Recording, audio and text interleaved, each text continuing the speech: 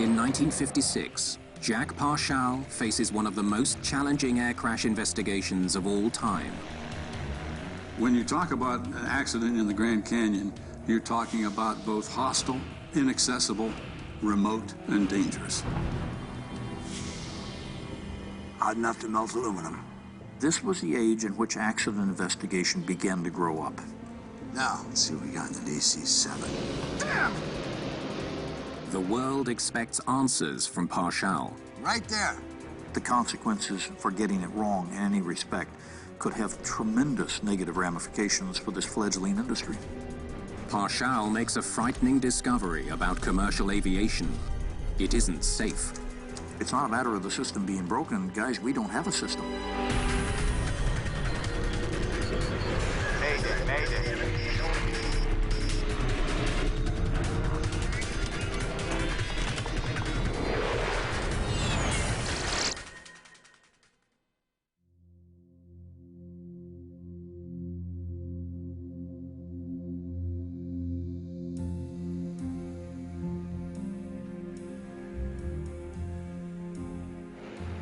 At Los Angeles International Airport, United Airlines Flight 718 is preparing to depart for Chicago. The DC-7 is the newest and fastest passenger plane in America, the pride of the United Fleet.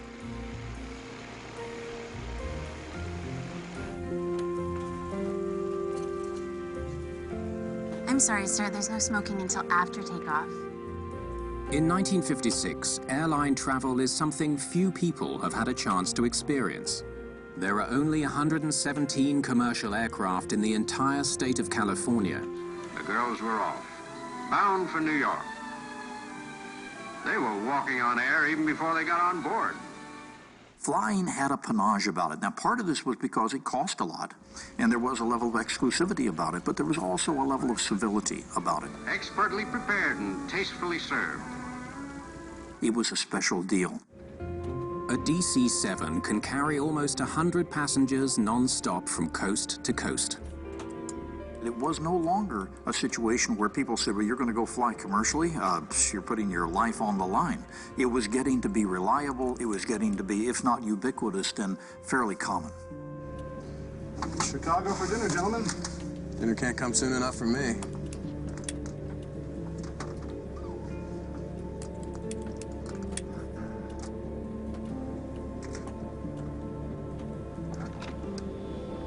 Door closed and secure, guys. The DC-7 is powered by 4 huge engines. Each one has 18 cylinders. The Wright 3350 turbo compound is a technical marvel, but it demands a lot of attention.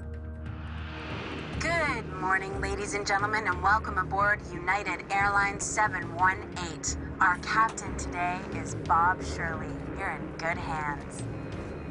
48-year-old Captain Bob Shirley has more than 17,000 flight hours. He's been on the Plum LA-Chicago route for nearly a year. Bob Shirley was an excellent pilot. Clay Lacey is a former United pilot who was with another crew flying out of Los Angeles that morning. He was highly regarded as a pilot. And he had his own airplane, and the guy loved aviation. TWA is running a little late this morning, huh? Mm-hmm. The 36-year-old first officer, Robert Harms, is a World War II veteran and a former flight instructor. Well, we're on time, guys. Let's keep it that way. I'm 3 pages into the checklist. The third member of the United Airlines cockpit crew is flight engineer Gerard Fior. Engine number 1. RPM's 2100. The flight engineer was a busy fellow, and he fine-tuned the power plants individually and even by cylinder. Checking magnetos. Left. Both. Right. Both. RPM is good for left and right. The proper heat, mixture controls, and cowl flaps and so on and so forth to keep those power plants running at their best. Cylinder head temps are in the zone? Well, Dr. Fiore, we are blessed this morning. She's all yours, Captain.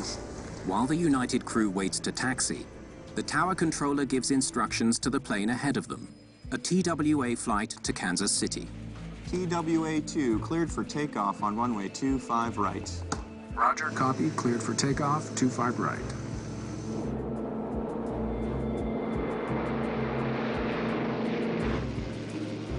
United Flight 718, taxi to position and hold. You are next on runway 25 left. United 718, copy, taxi and hold. Runway 25 left. The United flight is right on time this morning. Keeping to schedule is important in the small but growing air travel business, where many flights carry at least some first-time passengers. As they kept adding flights, passengers kept coming. It was almost an if you schedule it, they will come situation. United Flight 718, cleared for takeoff. Takeoff clearance obtained. Takeoff thrust. 80 knots. Check. 120 knots. V1, rotate. At 9:04 in the morning, Flight 718 lifts off from Los Angeles. The trip to Chicago should take about 6 hours. Captain Shirley must follow an assigned corridor through the airspace around Los Angeles. After that, he's free to fly wherever he wants, as long as he reports passing a series of waypoints along the route to Chicago. If you had to divert, it was no real big deal. We did not have the sophistication of the radar equipment we have today. Back in the 50s, there was a big sky out there, and that was kind of the way everybody thought of it. There weren't that many airplanes up there.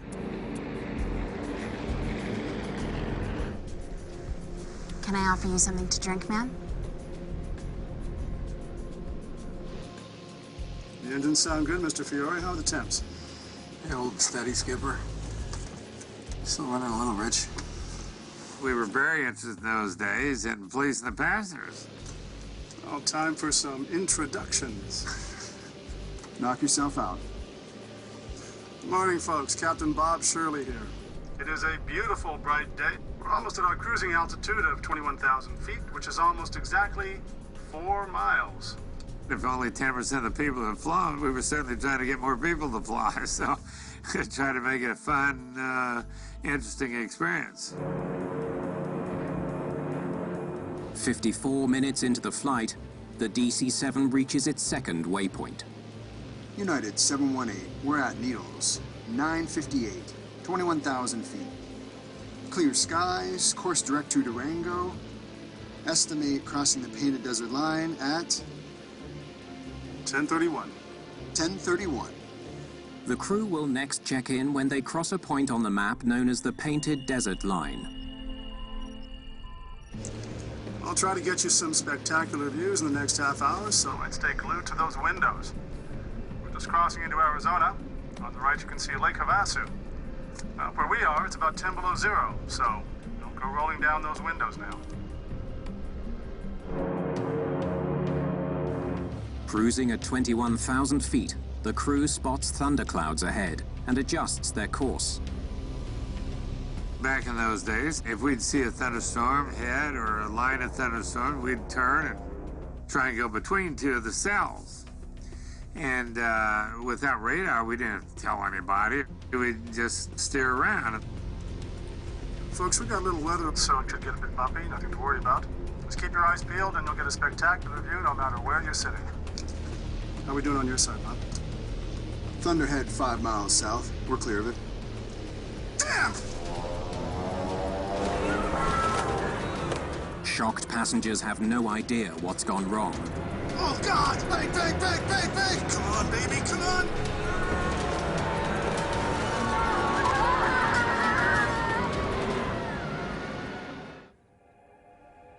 United Dispatch to United 718. Do you copy? Flight 718 is overdue to check in. Calls from dispatch go unanswered. United Dispatch to United 718. Do you copy?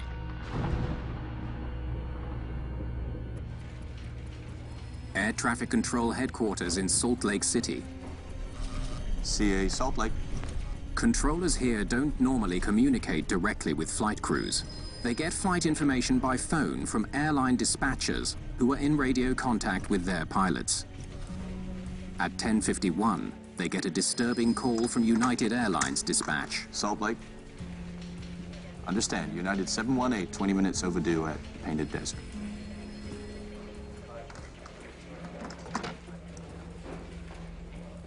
Moments later, another dispatcher calls.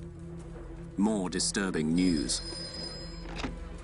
Salt Lake, TWA. I'm getting no response from Flight 2. Understand, TWA, Flight 2, 20 minutes overdue at Painted Desert. We have had no contact here. Controllers now know that 2 planes flying from LA have not reported crossing a scheduled waypoint, the Painted Desert line. United Flight 718 and TWA Flight 2 to Kansas City were both expected to reach that waypoint at 10:31. CAA Salt Lake, TWA Flight 2, do you copy? In the absence of a radar beam hitting an airplane, if the airplane disappears, you're not going to know that anything is wrong until probably the second time that they fail to hit a reporting point. They're supposed to get on the radio and report their position. TWA 2, CAA Salt Lake, do you copy? TWA Flight 2 is carrying 70 people. There are another 58 aboard the United flight. Controllers and dispatchers can only wait for some response to learn their fate. I had a trip that morning in a DC-6 from Los Angeles to Denver. We got over Bryce Canyon about the same time that Air Inc. was calling United 718. CAA Salt Lake, do you copy? Maybe twice a minute. They were trying to get a hold of him. And I remember Slim, who was Bob Shirley's boss, he says, that Bob isn't listening to the radio, you know. More than an hour has passed since the planes were last due to check in. Controllers send out a bulletin asking local authorities to keep an eye out for the 2 missing planes. In Painted Desert, that's where you expected to hear from at least one of those 2 airplanes. When neither of them were heard from, that's the time that the hair is going to begin to stand up on the back of the heads of the controllers. 2 commercial airliners are still missing somewhere over the Arizona desert. Finding an aircraft in those days, before we had various locator beacons, before we had the radar systems that we have today, indeed was looking for a needle in a haystack.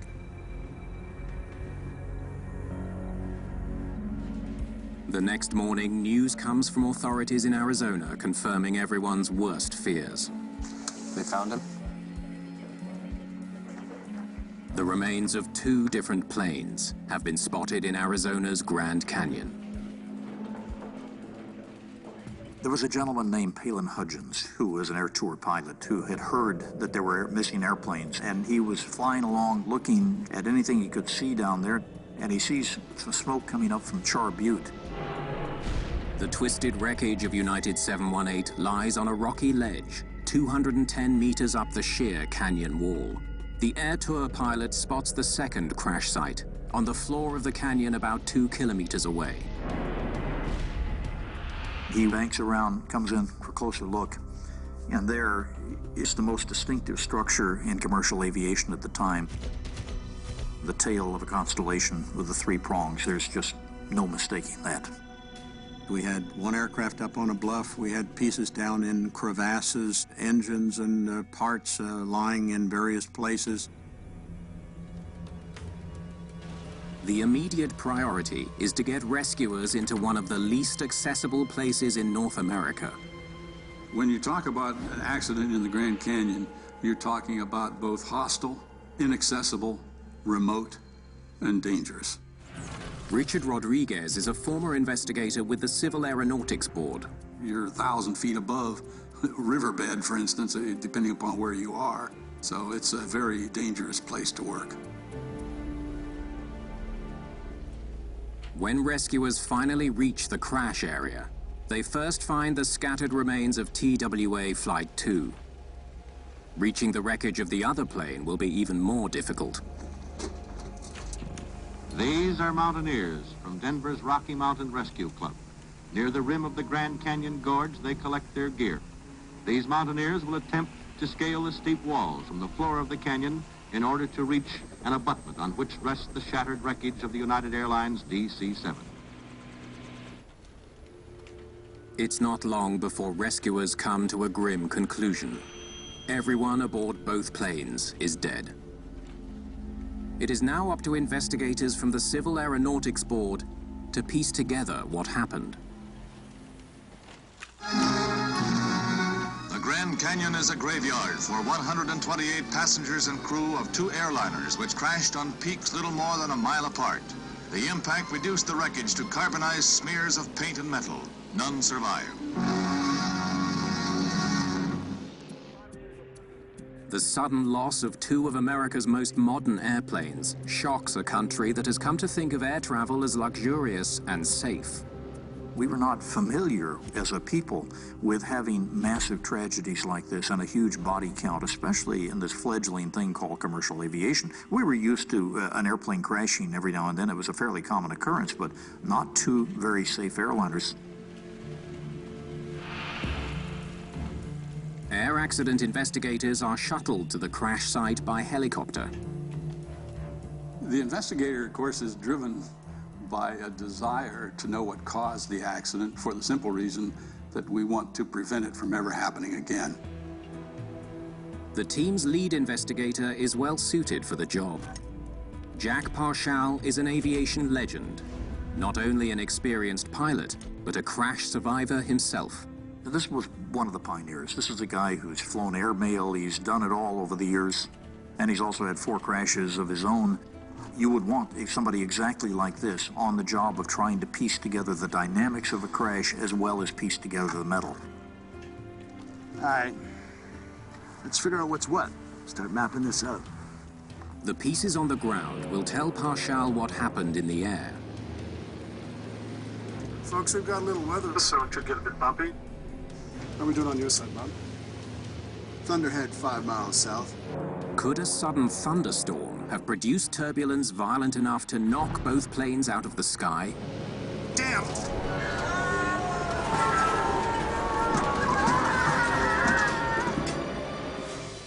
Jack Parshall doesn't have any of the advanced technology or the considerable body of knowledge that modern-day investigators have come to rely on. It was night and day between the tools that the National Transportation Safety Board has now and what they had then. It literally was a different world. They had very little.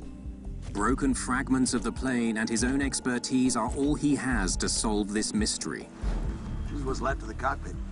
There were no black boxes like there are today. It really was a by the seat of your pants situation, and in fact, this was the age in which accident investigation began to grow up. Hot enough to melt aluminum. At the TWA crash site, Parshall finds evidence of an intense post-crash fire, but that doesn't tell him what brought the plane down. Where's the Connie's tail from here? Okay, let's take a look. Investigators locate the constellation's distinctive triple tail, about 500 meters from the rest of the plane. Well, well, well. The distance tells Parshall that the tail came off the plane before it hit the ground. If he can figure out why the tail came off in mid-air, he'll be one step closer to finding the cause of the crash. Check this out. The wreckage of TWA Flight 2 shows clear evidence of a catastrophic impact. The plane's skin has been shredded. Parshall also finds small streaks of blue paint. We're gonna need this brought up to the hangar. On the canyon floor, 700 meters from the constellation, lies a piece of the other plane. The DC-7's wingtip is streaked with red paint and is nowhere near the rest of the plane. It also came off in mid-air. It was the smoking gun. When you find red on an airplane that has no red, that pretty well proves the point that something happened up there that was not part of that airplane as it took off from Los Angeles. This is one of the things that cinched the deal. The evidence points to an incredibly rare, almost unheard of event. They definitely swapped some paint up there. It wasn't severe weather that brought down two planes from two of America's largest airlines. Damn! What's he doing there? It was a mid-air collision. For a DC-7 crew to look up and see a white constellation right in their face, first of all, there's going to be a nanosecond or two of absolute, complete disbelief. Oh, God! Bank, bank, bank, bank! Come on, baby, come on! Muscle memory kicks in for any experienced pilot, and that's when the yoke gets grabbed and thrown in whatever direction, raising the wing, trying to get out of the way. But the dynamics at that point in time are too late.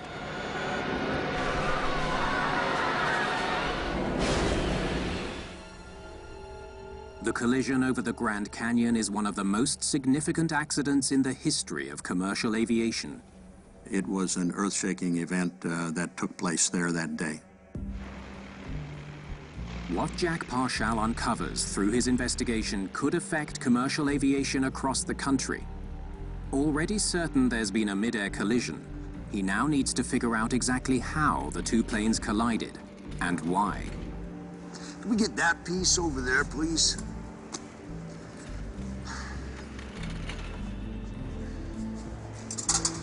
Thanks, guys. Parshall has to recreate the final moments of the two flights, based on bent metal and streaks of paint. It was one heck of a challenge to match those two aircraft up and come to a deduced conclusion as to what happened. They start to look at models in a mid-air collision to put things together and figure out, could this wing have interfered with this horizontal stabilizer, etc. Now, let's see what we got in the DC-7. To try and build a scenario that matches some of the minute clues that they may have, like impact marks, like paint transfer marks.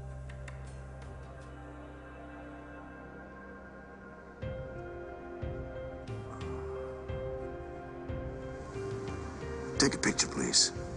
The paint transfer evidence tells Parshall that the DC-7's left wing hit the constellation from behind.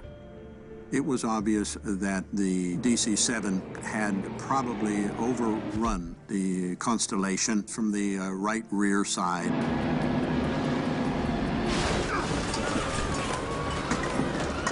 Had come apart, literally, knocked the tail off. The constellation plummets towards the Grand Canyon more than 17,000 feet below. United 718 has lost half of its left wing, but not all of its engines.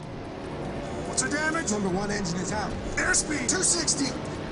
Come on, level out. 8,000 now. Anyone that survives a mid-air collision is luck. Because it depends on what the damage to their airplane. You have to have enough left to control the airplane.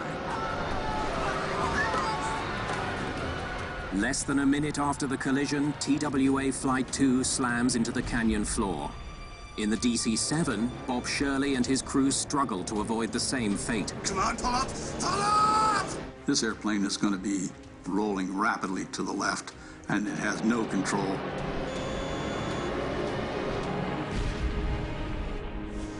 Parshall now understands the mechanics of how the two planes collided. But he still doesn't know why their flight paths crossed. They were supposed to be flying different routes at different altitudes. They should not have been in the same place at the same time. Damn! What's he doing there? Parshall now needs to know how that happened. Today, the only three bodies found from the United Airlines plane were brought up by helicopter. Here, Army, CAB, and airline officials talk over future operations as this somber announcement is made, that next Monday, a single reverent burial service in 3 faiths is planned at Flagstaff, Arizona, for the unidentified victims of the two planes. This crash in the Grand Canyon startled everybody and galvanized the country.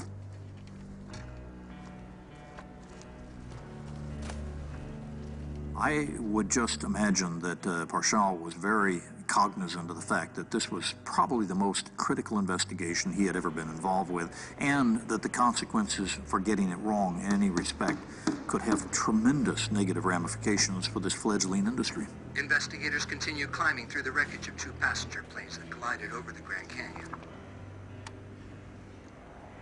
Jack Parshall reviews the plane's flight plans. So they both start the day at LAX. United Flight 718, taxi to position and hold.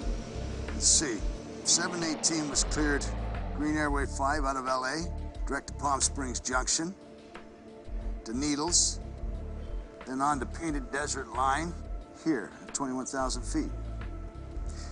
TWA was cleared Amber Airway 5, Green Airway 2, direct to Daggett, and then crossing Painted Desert Line at 19,000 feet. Either one of them should have been over the canyon. It's clear both planes diverted from their original flight plan. But Parshall knows that's not uncommon. What you would find pilots doing is they would file a flight plan along the airways, and once you get airborne and you're more or less out of the heavy congested area of an airport, then you refile your what you really want to do, which is direct here, direct there, direct someplace else. With no cockpit voice recorder to help them, investigators turn to radio dispatch recordings and transcripts. The radio calls between the pilots and their company dispatchers may hold clues about the routes the two planes actually took that day. United 718, we're at Palm Springs Junction. United 718, we're at Needles. 958. 21,000 feet, clear skies. That's the last one they reported. Course direct to Durango. Estimated crossing the Painted Desert Line at 10:31. 10:31. They had 33 minutes to get there, so how come they never made it? To answer that question, Parshall needs to learn more about the movements of the other plane, now lying at the bottom of the Grand Canyon. Let's see what TWA did. TWA-2 cleared for takeoff on runway 25 right. Roger, copy. Cleared for takeoff, 25 right.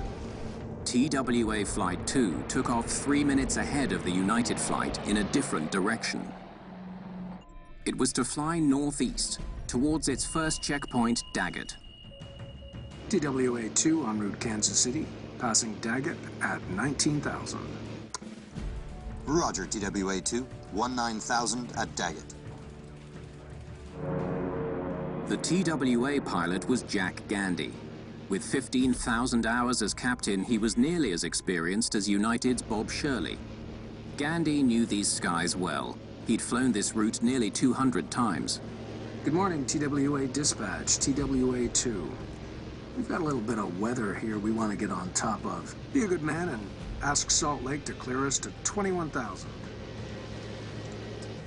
Roger, TWA-2, requesting clearance at 21,000 feet.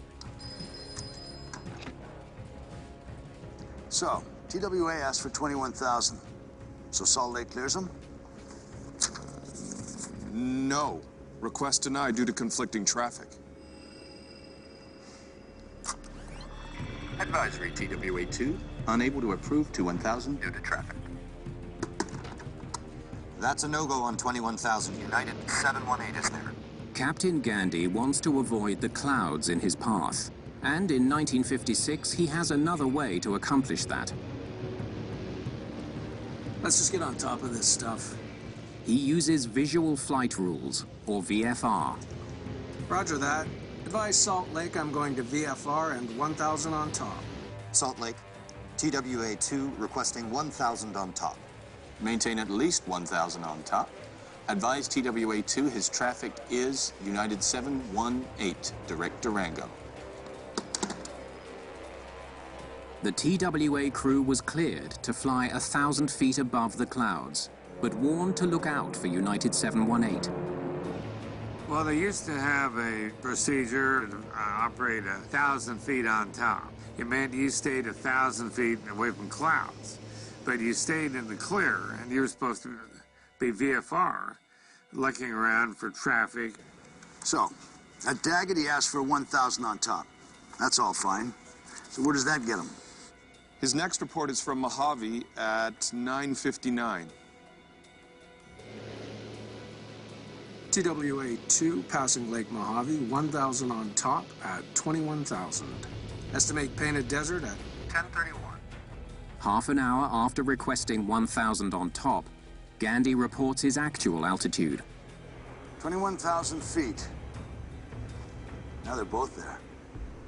They could fly at any altitude they wanted as long as it was 1,000 feet separation from those clouds. So they took 1,000 on top and then selected to fly at 21,000 feet. Investigators now understand how the TWA flight ended up at the same altitude as United 718. As for why both planes diverted from their scheduled routes at the same time... Damn! What's he doing there? Pull up! Pull up! The answer is the crash site itself.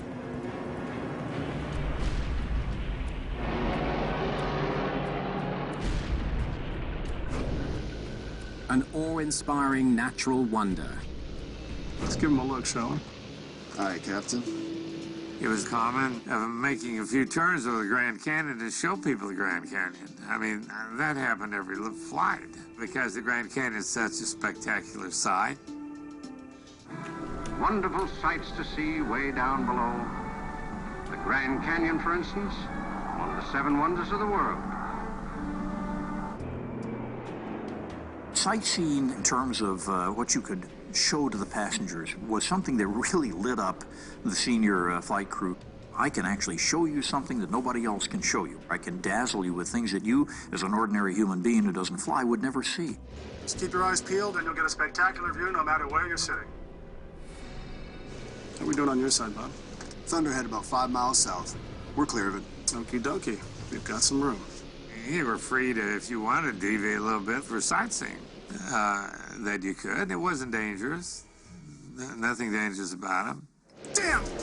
But on June the 30th, 1956, it proves fatal. God! Jack Parshall needs to find out how such a common practice killed 128 people. From the very beginning of aviation, we had the concept of see and avoid, or see and be seen. The responsibility for separation of aircraft was still the pilot's responsibility. Parshall knows that United hit TWA on the right side coming from behind. One of the pilots failed to see and avoid. Parshall needs to figure out which one. What's he doing there? The answer will lead to sweeping changes in the rules governing commercial aviation.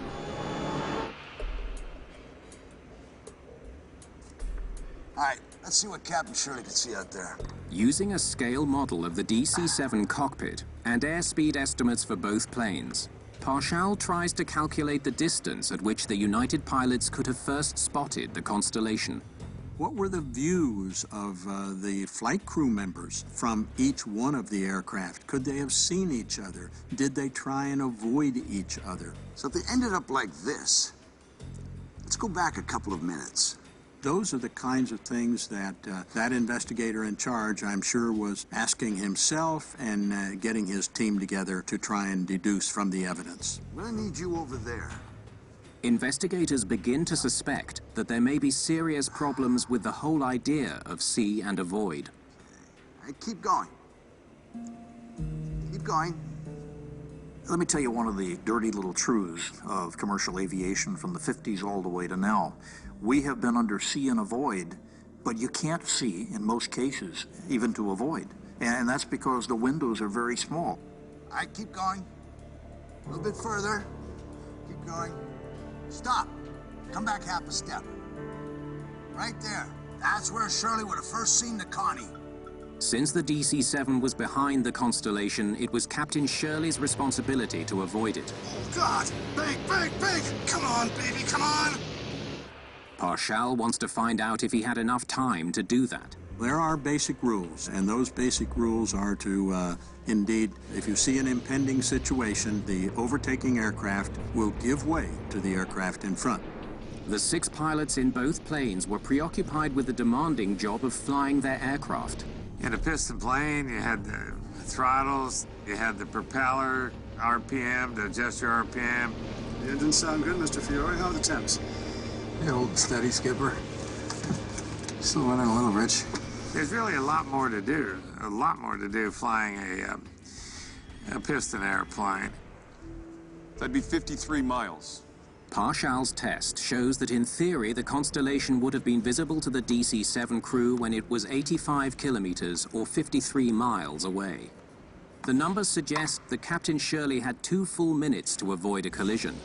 That's more than enough time to safely change course. Damn! Oh, God! Come on, baby, come on! Parshall needs to know why that didn't happen. The answer becomes clear when he reviews the radio recordings. Dispatch, TWA-2. We've got a little bit of weather here we want to get on top of. Be a good man and ask Salt Lake to clear us to 21,000. On June the 30th, the skies over Arizona were not clear. Folks, we got a bit of weather over the canyon, so it could get a bit bumpy. Nothing to worry about. How are we doing on your side, Bob? Thunderhead about 5 miles south. We're clear of it. Okie dokie. We've got some room. They were flying, I hate to say fat, dumb, and happy, but in effect, that's a phrase we use when you think everything's copacetic. When he factors cloud cover into the equation, Parshall reaches a stunning conclusion. The crew of Flight 718 had just seconds to recognize and avoid the plane ahead of them. Boom. The collision was unavoidable. You have seconds to respond, to identify, to develop or formulate a evasive maneuver and execute it, and for the aircraft to respond to any control inputs that you put in there.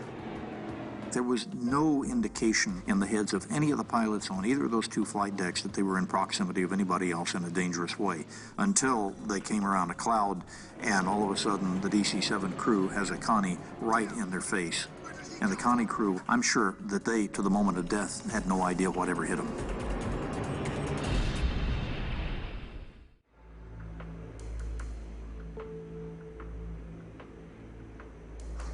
When Jack Parshall sits down to report his findings, he faces intense pressure.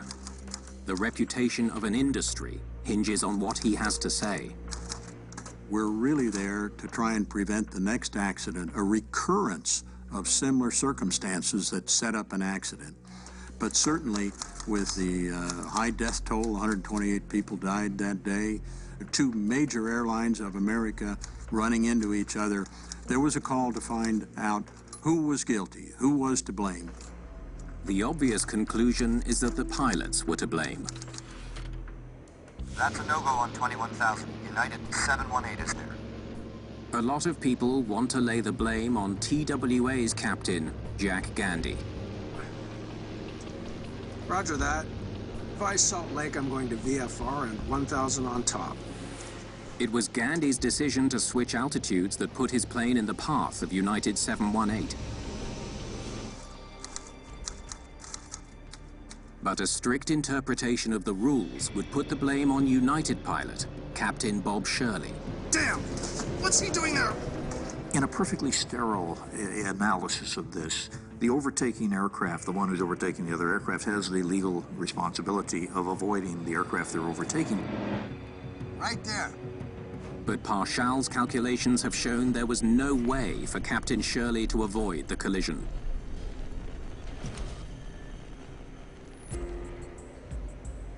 I think it's not only fair to say that these 2 crews were following the rules and doing everything the way that they understood it should be done. 21,000 feet. Now they're both there. But that this was the way society in aviation viewed the right way to do it at the time.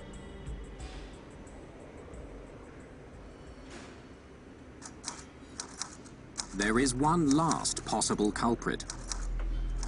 The air traffic controller who told TWA about the United flight, but didn't advise the DC-7 crew about the Constellation. Maintain at least 1,000 on top. Advise TWA2 his traffic is United 718. There was an attempt to throw blame in all directions. Very human, very understandable. By the same token, when it came to blame put on the air traffic controllers, it was very misplaced. With no radar coverage, air traffic controllers could not visually track flights. It was impossible for them to advise every company dispatcher on the precise location of every plane in the sky.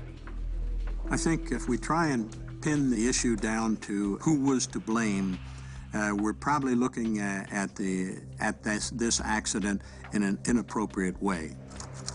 It has become clear to Parshall that no one person is to blame for the mid-air collision. Those two aircraft were put in the proximity of each other by the rules and the regulations. The real cause of the crash is something much bigger, something that goes to the very heart of aviation in America. Jack Parshall concludes that blame for the Grand Canyon disaster lies not with the pilots, not with the controllers, but with a completely inadequate air traffic control system. The subtext in that report had to be very delicately placed in front of the Congress and the American public, but the subtext is very clear, and that is, you know, it's not a matter of the system being broken. Guys, we don't have a system. This is a great non-system of air traffic control. And until we get a handle on that, we are not going to be able to rise to the level of assurance of separation in any degree that the public is obviously expecting. The Grand Canyon crash and Jack Parshall's report provoked dramatic changes in American aviation. As a result of the event in the Grand Canyon, something new was born. There was a new awareness to the public's right, desire, and interest in air travel. And that was fostered by lots of very innovative designs in traffic collision avoidance systems that are present in today's environment. The main outcome of the Grand Canyon collision is that the United States now has a nationwide radar system.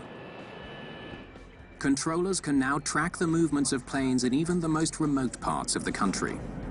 The only way you're going to assure that this will never happen again is if you've got somebody positively controlling whoever's up there to where they cannot get too close to each other. They can't change altitudes at the right time. You can't mix the traffic. And that meant radar coverage across the entirety of the country. Despite all the advances, air traffic controllers still face challenges. More planes in the sky, flying faster and higher than ever before.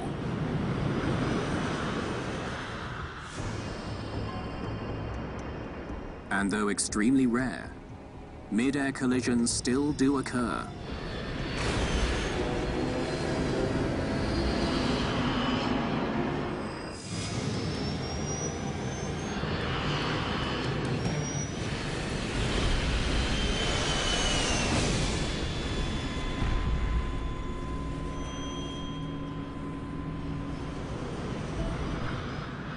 In response, aviation officials are developing a system that could transform air traffic control in America.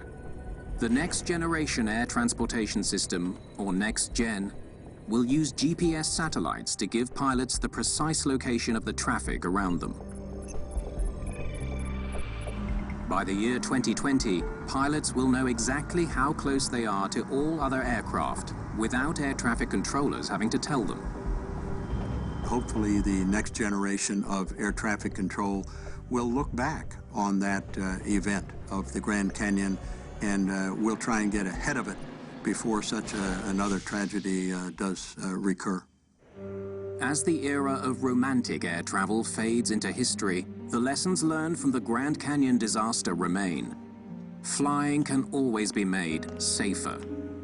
I'm reminded constantly, anytime I study an older accident, of something that was said by George Santayana in 1917, an American philosopher who said those wonderful words, "He who cannot remember the past is condemned to repeat it."